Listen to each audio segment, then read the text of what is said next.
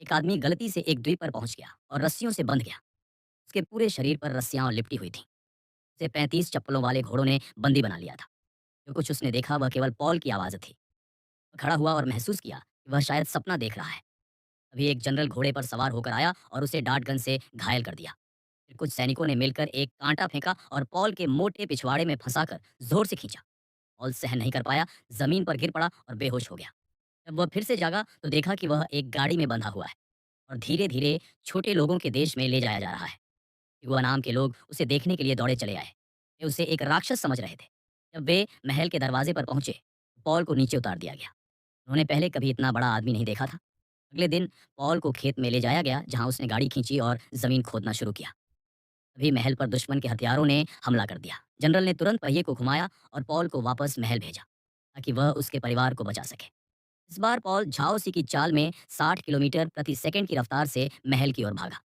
General ने Paul को लेटने को कहा और खुद ही राजकुमारी को बचाने कूद पड़ा। साथ ही सैनिकों को दखल न देने का आदेश दिया।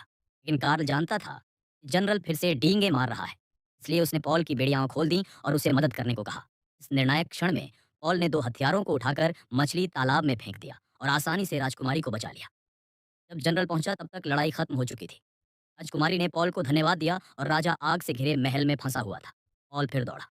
उसने राजा को हाथों से निकालने की कोशिश की, लेकिन आग से जल गया। हड़बड़ाकर उसने एक विशाल पैंट उतारी, जिसमें एक पीली जलती हुई मोमबत्ती थी। बिना सोचे समझे उसने आग बुझाने के लिए पैंट का एक सिरा आग पर और दूसरा सिरा अपने शरीर पर लगा दिया। भले ही गंध खराब थी, लेकिन असर अच्छा था। तभी बहादुर जनरल आया। पॉल ने अनजाने में सिर घुमाया और यह सब जनरल को सौंप दिया। राजा नीचे आया, लेकिन कोई खुशी का माहौल नहीं था, केवल गगू का गुस्सा था। शुक्र है कि राजा नाराज नहीं हुआ, बल्कि उसने पॉल को रक्षक मान लिया। इसके लिए रात में एक दावत रखी गई, लेकिन पॉल ने एक पूरी प्लेट फल उठाकर सीधे मुंह में डाल ली। ऐसा लग रहा था जैसे दांतों में चिपक भी नहीं रहे। आधे दिन तक खाता रहा, लेकिन इसका असर उसकी बातों पर नहीं पड़ा। वह दावा करने लगा कि वह अल्टमैन है, एक छोटा राक्षस जो हर चीज से नाखुश है।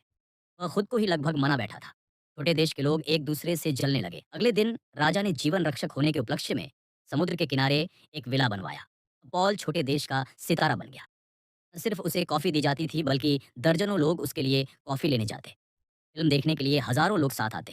धीरे-धीरे राजा का उसके प्रति झुकाव बढ़ता गया और उसने पॉल को एक वीरता पदक भी दे दिया।